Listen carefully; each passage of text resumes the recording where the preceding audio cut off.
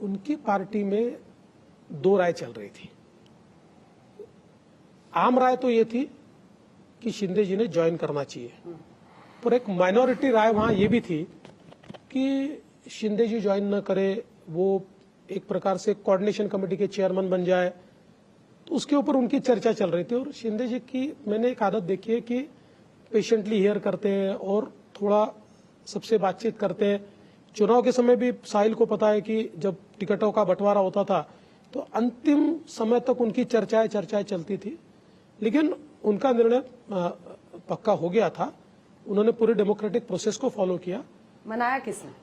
नहीं, मुझे लगता है कि मेरे से जो पहली हमारी मीटिंग हुई, उस मीटिंग के बाद हम दोनों जब मिले और मेरी जब बातचीत हुई, मैंने प्रधानमंत्री से भी बात हुई उनकी? प्रधानमंत्री जी से उसके बाद बात नहीं हुई। जो पहले बात हुई उसके बाद बात नहीं हुई। गृह मंत्री जी? नहीं, किसी से बात नहीं हुई। उसके बाद उनकी इस मसले पर बातचीत नहीं हुई।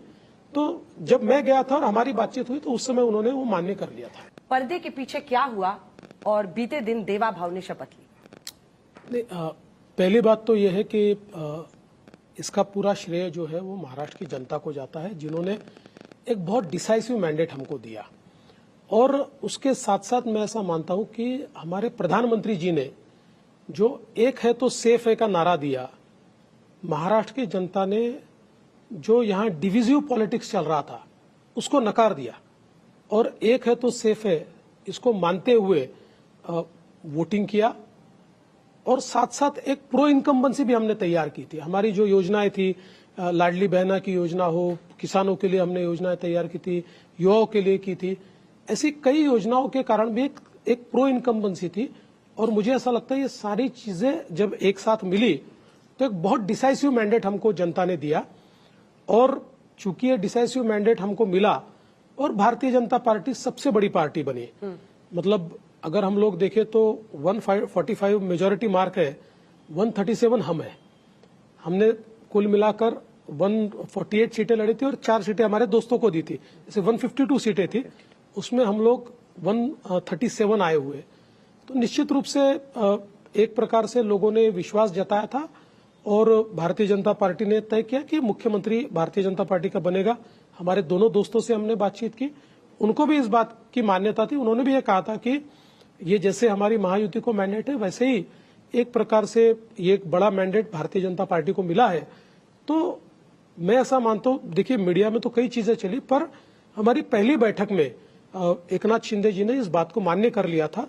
अब हमारी पार्टी में किसको मुख्यमंत्री बनाना है तो पार्टी तय करती है। तो पार्टी ने वापस मुझे इसका अवसर दिया। मैं तो बहुत आभार व्यक्त करता हूं, क्योंकि मेरे जैसे एक कार्यकर्ता को हमारी पार्टी ने और विशेष रूप से प्रधानमंत्री जी ने 3 बार अवसर दिया, तो मैं ऐसा मानता हूं कि ये पार्टी का बड़प्पन है। सर, आपने एक बड़ी इंटरेस्टिंग बात कही है कि आपकी पहली ही मीटिंग में एकनाथ शिंदे ने मान लिया था कि वो मुख्यमंत्री नहीं बनेंगे, लेकिन उसके बाद 3 दिन जो यहां पर चलता रहा मुंबई में, उनकी ही पार्टी की तरफ से जिस तरीके से बयान आते रहे, खास करके एक बयान तो मैंने सुना कि उन्होंने कहा कि मराठा फेस, शिवसेना का ऑफिशियल बयान था ये, कि मराठा फेस मुख्यमंत्री होना चाहिए। क्या आपको कहीं लगा कि ये विपक्ष की भाषा की बात चल रही है? क्योंकि विपक्ष में इस तरीके की बात बहुत हुई थी इलेक्शन के समय पे। क्या होता है कि पार्टी में नेता होते हैं, कार्यकर्ता होते हैं, उनकी एक अपेक्षा होती है कि अपना नेता बनना चाहिए। तो कई बार ब्रीफ से आगे बढ़कर भी वो बोल देते हैं। कई बार कुछ पार्टी में ऐसे भी नेता होते हैं जिनको ये लगता है कि हमारे नेता के बारे में हम नहीं बोलेंगे तो भाई हमारे नेता के सामने हमारा कद कैसा बड़ा होगा। जैसे कई फैक्टर होते हैं, तो उन फैक्टर्स के कारण ऐसी कई चीजें कही जा रही थी, लेकिन हमारे मन में कोई संदेह नहीं था। क्योंकि जिस समय ये सारी चीजें फाइनल हुई तो शिंदे जी के और मेरे व्यक्तिगत रिलेशन से शिंदे जी ने मुझे कहा कि मैंने क्या करना चाहिए। मैंने वो कहा कि आपने पद स्वीकारना चाहिए, क्योंकि जिस समय मैं उप मुख्यमंत्री बना तो मेरे भी मन में कई डाउट्स थे कि कैसे मैं ये लूं। मैं तो 5 साल मुख्यमंत्री रहा हूं, लेकिन मेरी पार्टी ने कहा, मैंने लिया और मेरे ध्यान में आया कि जब तक पार्टी का मजबूत आदमी सरकार में नहीं होता तब तक पार्टी भी नहीं चलती। एकनाथ शिंदे बार बार ये कह रहे थे कि लाड़की बहन योजना जो मेरी सरकार का काम था, जो स्कीम मैं लाया, जीत का श्रेय उनको मिलना चाहिए। ये तो वो ले रहे थे। नहीं, तो उनकी ये जीत का श्रेय किसका? देखिए, अल्टीमेटली जैसा आप एकनाथ शिंदे जी मुख्यमंत्री थे, तो मुख्यमंत्री को भी तो श्रेय जाता ही है ना। आखिर किसी भी गवर्नमेंट की स्कीम जो चलती है उस स्कीम की अगुवाई मुख्यमंत्री करते हैं। तो मुझे ऐसा लगता है कि उन्होंने अगर ये कहा कि लाडली बहन योजना, तो हमको निश्चित रूप से फायदा हुआ है। पर मैंने जैसे कहा कि लाडली बहन योजना हो, फ्री पावर की योजना हो, बच्चों के लिए फ्री शिक्षा की योजना हो, ऐसी कई योजना जो हमने तैयार की, इन योजनाओं ने हमारे लिए एक सकारात्मकता तैयार की। लेकिन मैं ऐसा मानता हूं, एक है तो सेफ है, इस नारे ने जो 5% का वोट सर्ज आपको दिख रहा है, एक प्रकार से लोगों ने इस बात को महसूस किया कि लोकसभा के समय कुछ गलतियां हुई है। शिंदे साहब को अल्टीमेटली किसने मनाया? दिल्ली से कॉल आया या नंबर्स ने फडणवीस जी ने बनाया? नहीं, या नंबर्स ने बनाया? शिंदे साहब 1 घंटे पहले उन्होंने कमिट किया स्वेरिंग इन। नहीं, वो गलत है। मैं आपको एक बात बोलता हूँ, ऐसा नहीं है। मेरी उनसे 1 दिन पहले भी बात हो गई थी और मैंने लेटर भी भेज दिया था उनके नाम का। उनकी पार्टी में 2 राय चल रही थी। आम राय तो ये थी कि शिंदे जी ने ज्वाइन करना चाहिए, पर एक माइनॉरिटी राय वहां ये भी थी कि शिंदे जी ज्वाइन न करे, वो एक प्रकार से कोऑर्डिनेशन कमेटी के चेयरमैन बन जाए। तो उसके ऊपर उनकी चर्चा चल रही थी। और शिंदे जी की मैंने एक आदत देखी है कि पेशेंटली हियर करते हैं और थोड़ा सबसे बातचीत करते हैं। चुनाव के समय भी साहिल को पता है कि जब टिकटों का बंटवारा होता था तो अंतिम समय तक उनकी चर्चाएं चलती थी। लेकिन उनका निर्णय पक्का हो गया था। उन्होंने पूरे डेमोक्रेटिक प्रोसेस को फॉलो किया। मनाया किसने? नहीं, मुझे लगता है कि मेरे से जो पहली हमारी मीटिंग हुई, उस मीटिंग के बाद हम दोनों जब मिले और मेरी जब बातचीत हुई, मैंने जो प्रधानमंत्री से भी बात हुई उनकी? प्रधानमंत्री जी से उसके बाद बात नहीं हुई। जो पहले बात हुई उसके बाद बात नहीं हुई। गृह मंत्री जी? नहीं, किसी से बात नहीं हुई। उसके बाद उनकी इस मसले पर बातचीत नहीं हुई। तो जब मैं गया था और हमारी बातचीत हुई तो उस समय उन्होंने वो मान्य कर लिया था। नहीं, लेकिन इंटरेस्टिंग बात यह है कि क्या ऐसा बदला है, क्योंकि 2022 में जब वो आए तब भी आपके डबल नंबर थे, आज की स्थिति में भी आपके डबल से ज्यादा नंबर है। तो ऐसा क्या बदला है कि आपको सोचना पड़ा कि नहीं, इस बार मैंडेट को मानना चाहिए? तब भी मैंडेट आपके पक्ष में था, आज भी मैंडेट आपके पक्ष में है। देखिए, 2022 में शिंदे जी ने जिस समय एक प्रकार से उठाव किया और ये कहा कि इस सरकार में मैं नहीं रहना चाहता, मैं ऐसा मानता हूं कि उस समय एक बड़ी रिस्क उन्होंने ली थी। कई बार इस प्रकार के निर्णय राजनीति में आपको समाप्त भी कर सकते हैं। और उसके चलते मैंने स्वयं हमारे नेताओं को ये प्रस्ताव दिया था कि हमने शिंदे जी को मुख्यमंत्री बनाना चाहिए, क्योंकि उनके साथ जो लोग आए हैं उनको हम कॉन्फिडेंस नहीं दे पाएंगे। उनको कॉन्फिडेंस मिलना चाहिए कि अपना नेता है। इसलिए उस समय ये सोच समझकर हमने तय किया था कि शिंदे जी को हम मुख्यमंत्री बनाए। हालांकि चूंकि सारी अंदर की चीजें तो कार्यकर्ताओं को नहीं बताई जा सकती, तो कार्यकर्ताओं में उस समय भी एक रिएक्शन था कि भाई हम बड़ी पार्टी है, फिर भी क्यों दिया।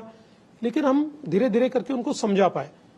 इस बार नंबर ऐसे थे कि कार्यकर्ताओं को समझाना ये बड़ा कठिन काम था और नेताओं को भी लगता था कि इस नंबर के बाद हम लोग अगर भारतीय जनता पार्टी का मुख्यमंत्री नहीं बनाएंगे तो देश भर के कार्यकर्ताओं में एक मायूसी आएगी। इसलिए मुझे लगता है, और शिंदे जी ने भी, मैं आपको कहता हूं कि शिंदे जी ने भी ये कहा, जब बातचीत हुई ना तो शिंदे जी ने पीएम साहब को भी कहा और अमित भाई को भी कहा कि मैं समझ सकता हूं कि आपका नंबर ही ऐसा है कि आपको ये विचार करना पड़े। 3 मंत्रालय जिसको बहुत यहाँ पर गृह मंत्रालय, वित्त मंत्रालय, शहरी विकास मंत्रालय, ये तीनों कैसे कैसे बांटेंगे? 3 भी एक ऐड कर लीजिए। 3 धुरी। नहीं, अभी हमारी चर्चाएं चल रही है। देखिए, सवाल परसेप्शन का ही होता है। मतलब सभी को न्याय मिला है ऐसा परसेप्शन अगर क्रिएट नहीं हुआ तो उनकी पार्टियों में उनको सम्मान नहीं मिलता है। तो इसलिए हमारी बातचीत चल रही है।